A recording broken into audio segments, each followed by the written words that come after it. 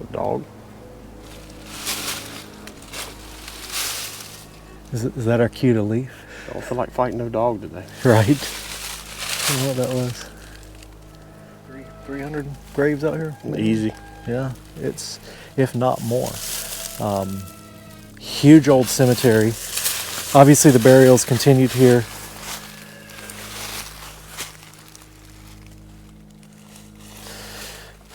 I'm Robert, and this is Adventures into History. Today we're in the woods of west central Georgia. I'm out here with Mr. Cecil, and we're out here to document an old church graveyard. Concord Methodist Church.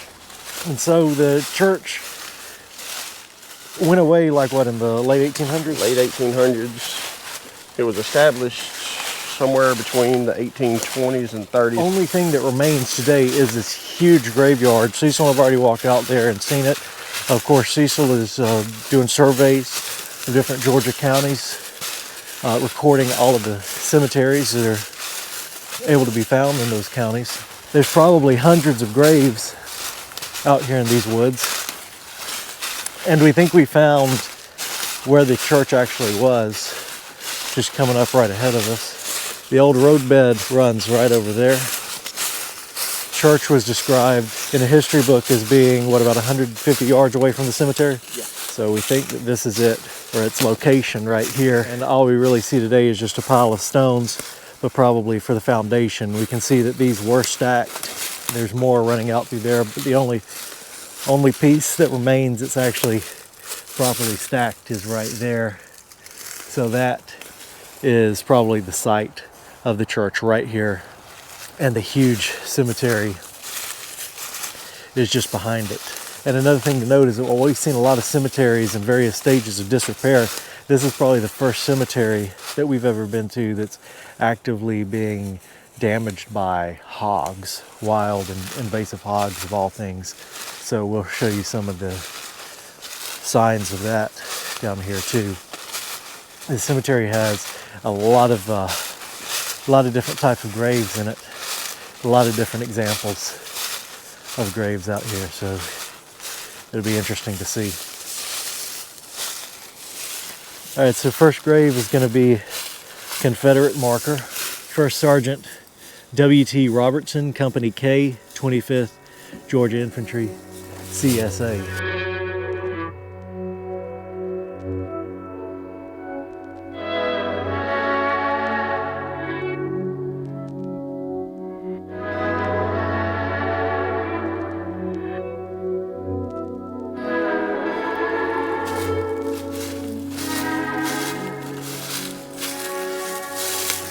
So here we have the grave of P.W. Robinson, Company F, 9th Georgia Infantry, CSA. And then there are a lot of unmarked graves out here. There's that one, that one, that one. It's marked by a field stone. So we can already start to see how these are rows of graves out here, with this one, then an indention, then the one that's marked, and then back behind it, the first Confederate monument we looked at.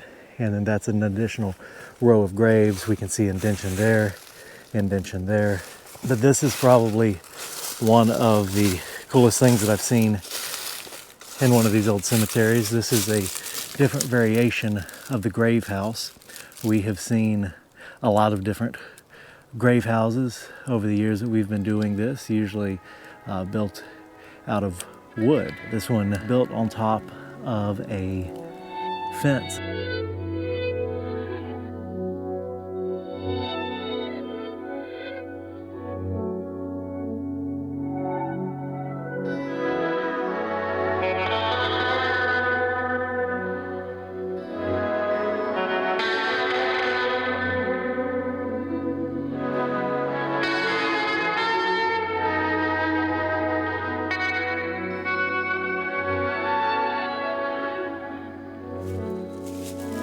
So big indention is formed where this grave is. This is Nathan H. Isom, son of William and Jane Isom, born September 27th, 1849, died December 3rd, 1879, aged 30 years, 2 months. in 6 days. So I would say that this covering was built right about the time that he passed away, right when this grave was done.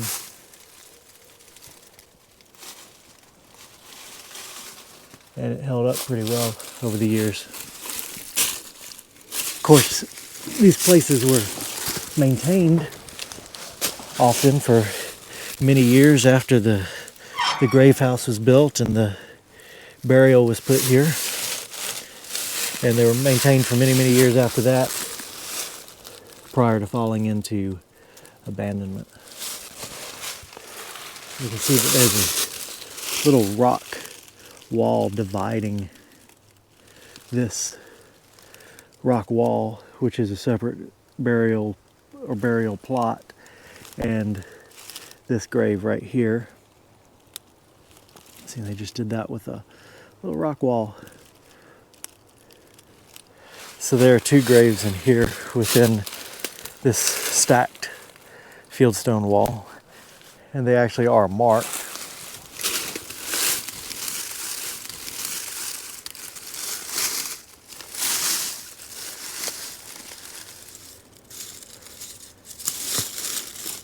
It says Little Estelle, daughter of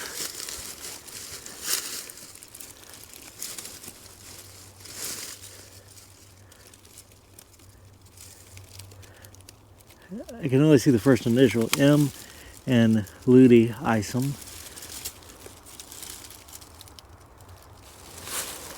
And there is another grave here.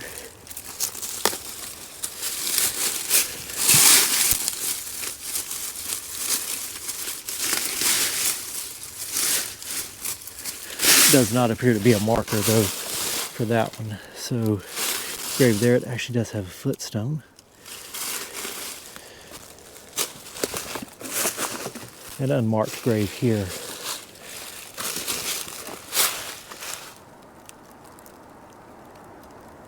And as we look back up this hill, it is just indentions going all the way up.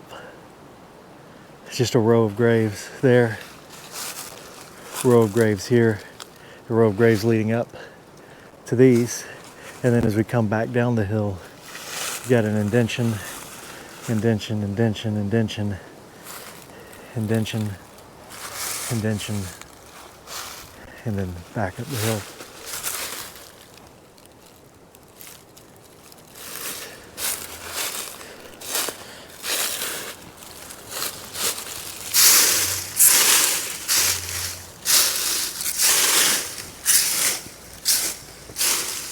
See, rain has taken its toll on this headstone, causing it to erode.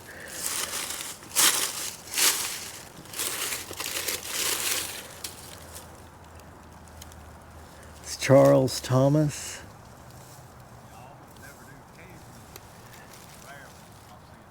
I can't read the next line. That's the last name, Hancock. Charles Thomas Hancock, born October 14th, 1861, died April 17th, 1880.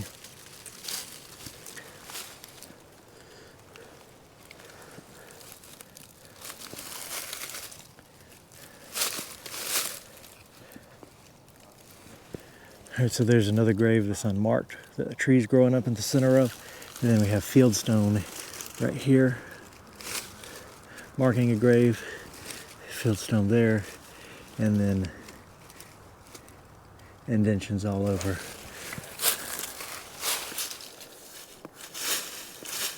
I'll throw some light on there for you, if it helps.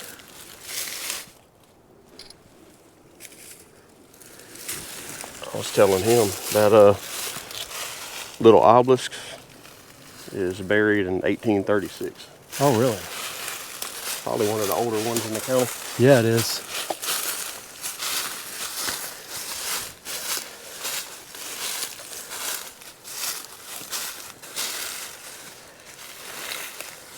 That is a neat headstone right there. Start with this one. The top says "Gone Before." The cross and the crown for Sarah Whitfield, wife of Henry Ferguson, born January 1st, 1841, died November 3rd, 1880. Why lament the Christians dying? Why indulge in tears or gloom? Calmly in her Lord relying, she has met the opening tomb. Hark, the golden harps are ringing, sounds celestial fill her ear. Millions now in heaven singing greet her joyful entrance there. There's a grave right there. This is a child. No mark. Oh yeah, it actually does have marking on it. It's on the back. This is our babe. Carved in there. Wow. Oh, that is intricate. You've seen kind of a raised carving on stuff before, but not usually like that with the opening behind them. Lizzie M., wife of R.P. Patrick, daughter of H.J. and S.W. Ferguson, born August 9th, 1862, died June 7th, 1880. Can't say I've seen a headstone quite like that one before, at least not in one of these in the woods cemeteries. A little bit of the Cecil document in action. This is R.P. Patrick on the fence, which is interesting since he's not buried in there. Unmarked grave, an indention right there. So there are hundreds of graves out here. That looks like the furthest most out that we can identify as a grave. But then this row here, and this row goes right up the hill. When you see a cemetery in the woods like this, it can kind of look scattered and maybe disorganized. But if we took the trees out and cleared the ground of all the leaves, you just see rows of graves, perfect rows. And it's very hard to see on camera, but there's just a row that comes down here, a row that goes down there, and a row where we started over there with the grave house. This is, I think, a footstone for the Confederate markers, just an interesting rock that they chose.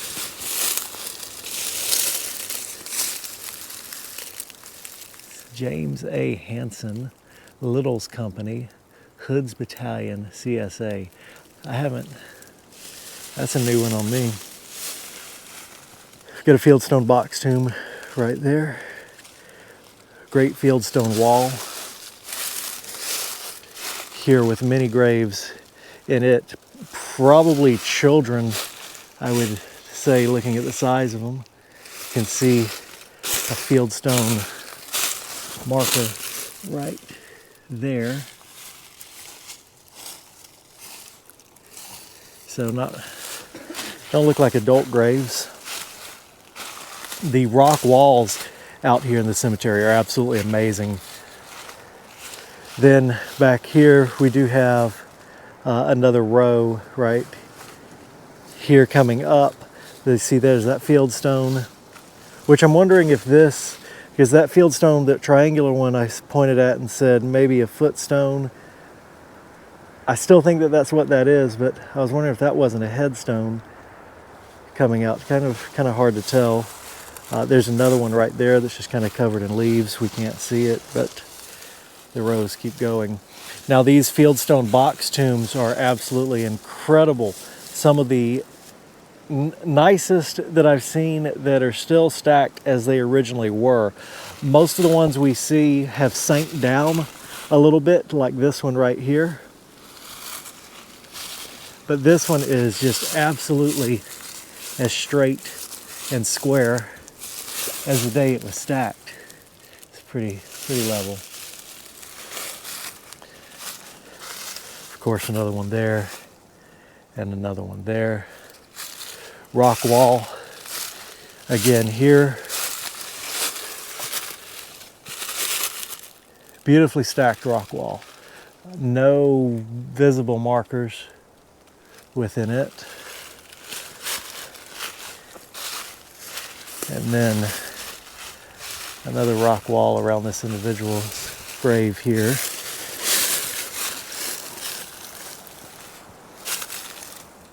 Sacred to the memory of Samuel Winfrey, who died January 18th, 1836, in the 47th year of his age.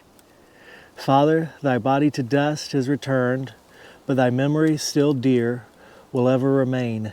We see thee here on earth no more, but will meet thee in heaven above.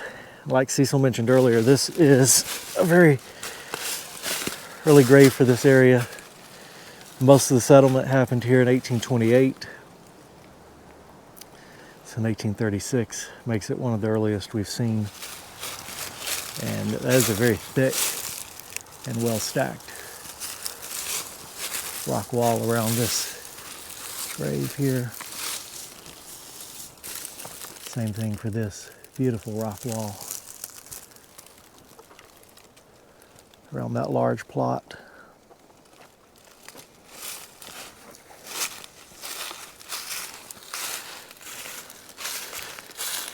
There are a lot of graves here that I'm walking past a lot of graves and not necessarily pointing them out, but I always want to take time to mention them. We can see a very deep indention here that is unmarked or unnamed, only marked with a field stone. Then right beside it, another very deep indention.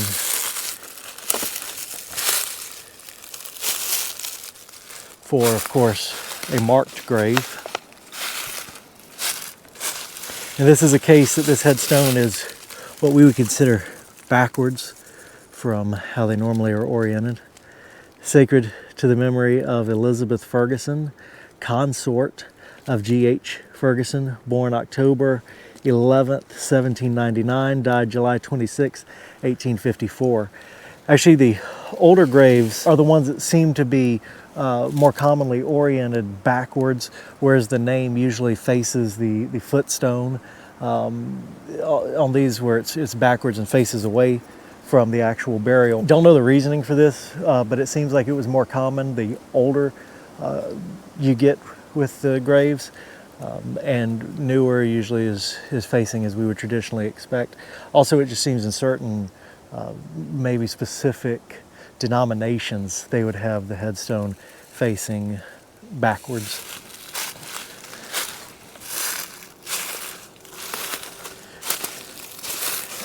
And that grave does have a footstone, as does this one. And this is the grave of Grief H. Ferguson, born January 11th, 1797, died May 14th, 1878. Sacred to the memory of Grief H. Ferguson. Did you see this one right here? It's knocked over, but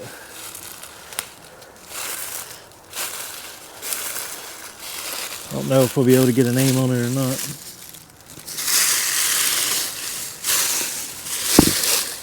That we will. It's broken. We'll let the man with the brush get in there.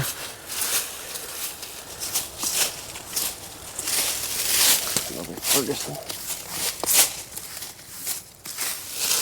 Martha A. Wife of T.D. Ferguson, born February 28, 1830, died December 11, 1873.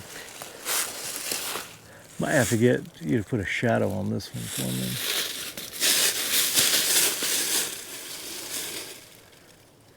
Miss Margaret A. Ferguson, born May 4th, 1835, died August 6th, 1886. I guess she never married. Look at my finger pointing up. M.H. Ferguson, born November 1st, 1830, died September 7th, 1893. We're going to have to just mention the unmarked graves. There's one marked with fieldstone and indention beside it, and that does seem to be the end of the row. So it actually looks like there may have been like a little terrace right here at one point. So there don't seem to be any more burials past this line from this side, but on this side, the graves continue and go a little bit further down the hill. We can see there's a fieldstone marking something I just stepped on a fieldstone marking something right there. We have an indention there. We have an indention there. Fieldstone right here. We can see some very fresh damage from hogs out here. In fact, if you look at this whole little area, you can see the hogs have just uprooted this whole little bit of ground, just churned it. And there are a lot of burials through here. There's the one that Cecil was taking a picture of at the tree. There's an unmarked grave there, well, marked with fieldstone, marked with fieldstone. Two more right there, unmarked. And there are a lot of them down here. It's really amazing. The fieldstone, one right there as well. And see, this is where, again, we've got this hogs damaging this area because we've got a fieldstone there, but they've turned up all that dirt, making it a little bit hard to see. So, I mean, just in this area, there's probably 50 graves, just right down here. They're packed very tightly together and unmarked except for fieldstones. This is a first for me, seeing a cemetery we've seen cemeteries destroyed by humans, but this is the first one we've seen that an animal's coming in here and kind of messing things up, making it harder to see, probably dislodging these fieldstone markers. I mean, we can see one knocked over right there. This is Matilda Owen, June 10th, 1838 to February 4th, 1912. Temporary marker. Yeah. The plaque's missing off of it. Yeah, old marker from funeral home. Looks like the old corner marker. It's an old fence on it. Yeah.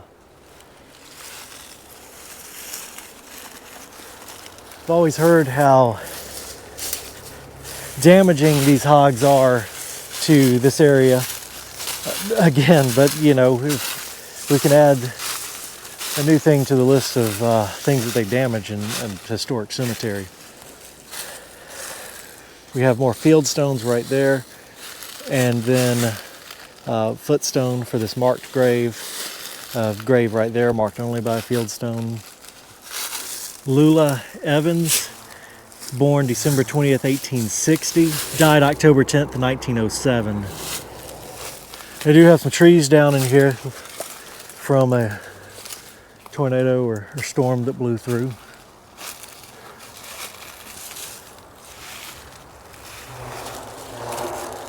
All right, throughout this hog area, we've got more graves, fieldstone markers, just lots of them. Just stepped on one right there. There's more. So if I said there were probably like 50 graves right over there where we were, when we combine it with this area, there's probably, you know, at least 100 graves just down here. They're so tightly packed together, and there's so many of them in rows. But it keeps going. We can really see how you get what looks like, you know, a smallish cemetery, but how you get hundreds of graves in what would appear to be a kind of small cemetery. We see this fieldstone marker here, there, over there, and then we have an indention, and it's just in a row. And if we look back through there, we have more fieldstones marking graves, more indentions, and it just keeps on going all the way back to where we just came from. And then it keeps going right back up the hill with all of them.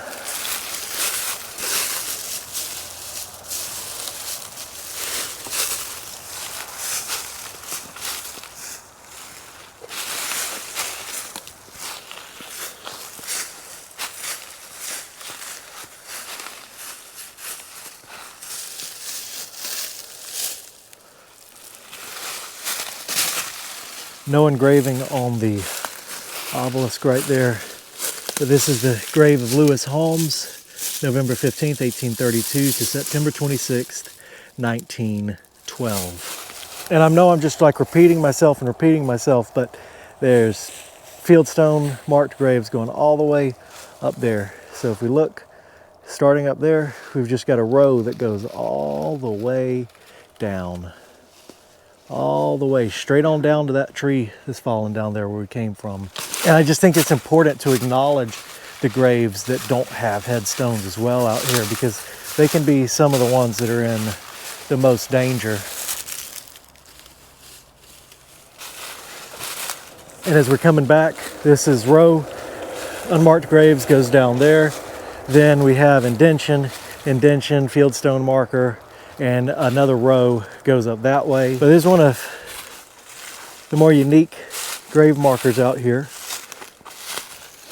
It's cast iron, no name on it, but just a little marker for a headstone and a footstone. And then on past that, the graves continue. Fieldstone marker there, a row.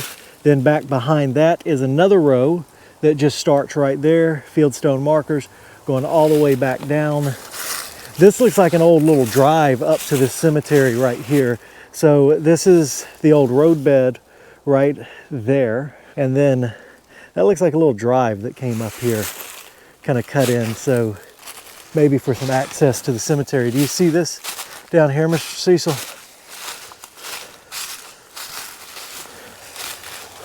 And would you just look at the thorns on this guy right here? This is a trifoliate orange. These were popular to plant around homes in the plantation era, and they're kind of invasive and take over. Big old thorns. Yep. This is a geodetic survey benchmark placed in 1934. Those are always neat to find. They were usually placed somewhere where they figured that they would never be messed with, so outside of cemeteries, on structures that no one figured would go away. It's the third one I've seen in a cemetery. Well, didn't even see it. Roadbed goes up there.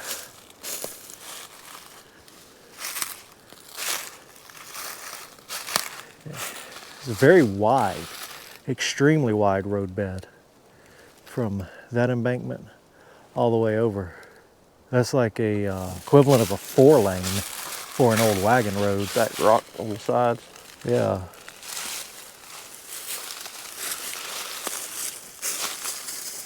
It's a neat roadbed. It's very wide. And so as we come back into the cemetery, so that's where our cast iron stone is right there. Got fieldstone marked grave here.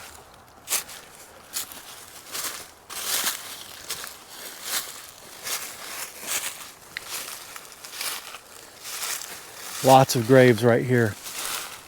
And I don't know this. I don't know who these people are that are buried over on this side of the cemetery because they are obviously unmarked graves.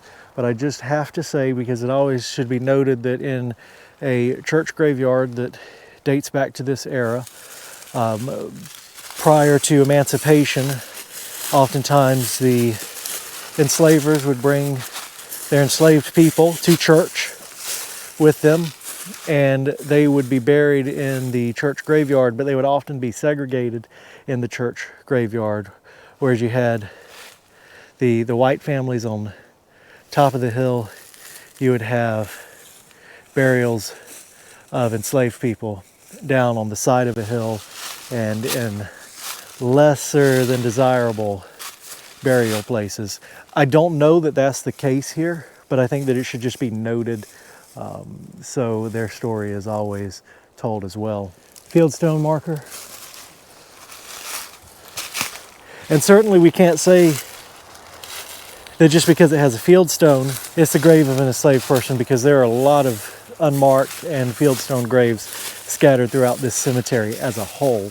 Just back there where the graves are so tight together and there's so many of them, that is more typical of burials of people who were enslaved. But we're coming back up on top of the hill now, and we have a little grouping of 4 box tombs here. These are children. We've got 3 children and 1 adult-sized grave.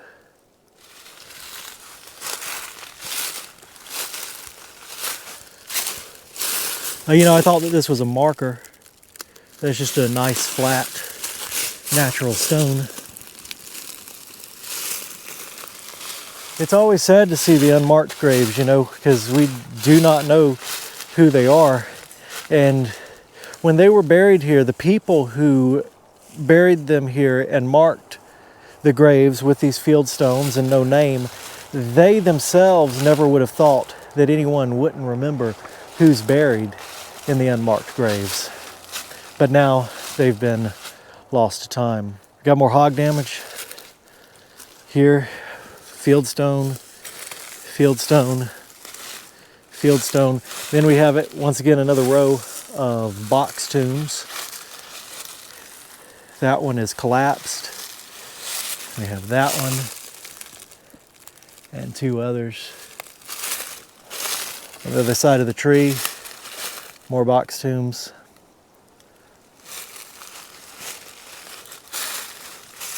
Here, another box tomb, and another one that has stood the test of time very well in staying very straight and not collapsed.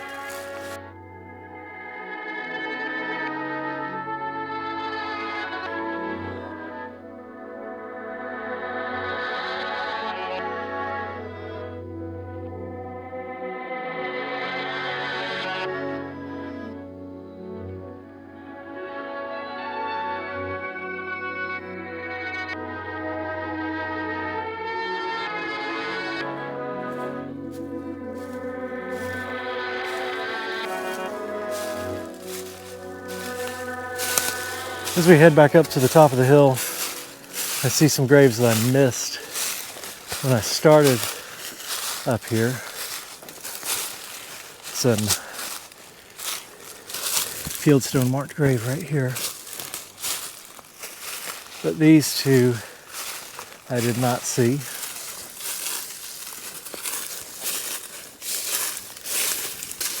These are concrete. And see, these look like concrete. They're hand engraved concrete. D.R. Hancock and Sarah J. Hancock.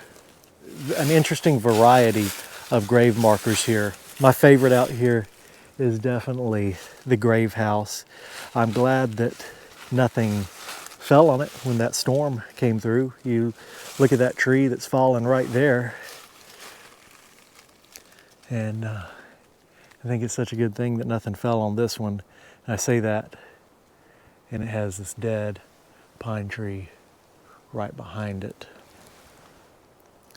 But hopefully nothing falls on it. That is the reason that we do this, though. That's the reason we document these like this, document it as it is right now, and preserve it through documentation in that way in case something does happen to it. Did you see how they did this? I was trying to figure out whether this was always intended to be a grave house or was just a fence with a roof added to it. And I think it was just a fence with a roof added to it that they notched. Yeah, and you can actually see here. I was trying to show it earlier, but couldn't. That's the actual top of the fence. Comes to the point right there, and they notched holes in the wood for those points to go into, so this could sit on top of it. So pretty ingenious. This is the only one I've seen with a double gate that small. Yeah, Swings out. I hadn't seen one either. Pretty ingenious way to turn a fence into a grave house. And then I don't know what. So this roof. Well, are those little square nails too? Yeah, just square nails. Yeah, okay. I was gonna say, I thought maybe this roof was newer than the wood, but with those square nails in it, and They're folded panels. Yeah, the wood is square nail as well. So I guess this is just some kind of early tin.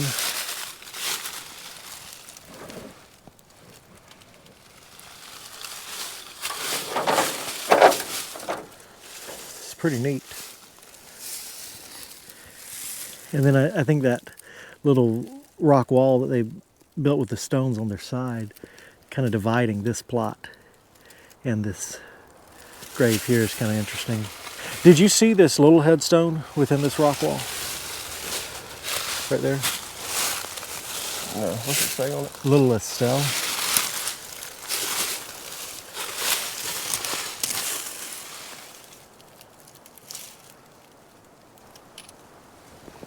Did you see the date on it? I don't remember now. Here's a light if you need it. There is a date, but it's half buried. Oh, is there? Well, then I guess I didn't get to it.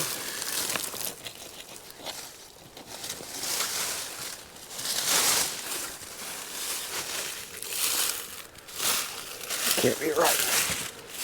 Sir? That can't be right.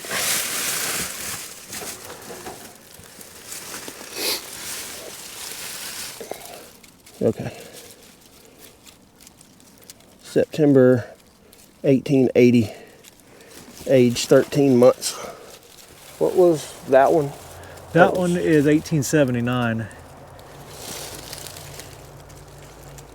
What was the name on that one, you know? Last name was Isom. This is an Isom. Also.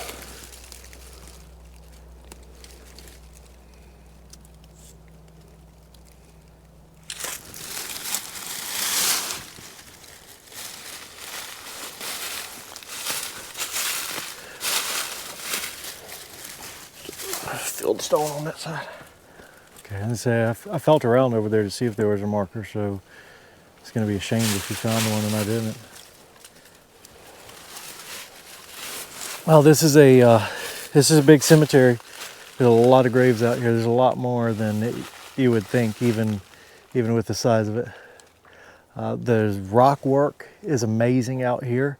The grave house is amazing out here, and the variety of headstones are pretty neat, especially with that cast iron one. So I want to give a big thank you to Cecil for inviting me out here today. He got permission from the property owner to come out here and document this cemetery. Of course, we also want to thank the property owner for giving us permission to come out here and document this site. Of course, Cecil does the cemetery surveys of all the different counties. Still working on Sumter County right now, right? Yep. Yep.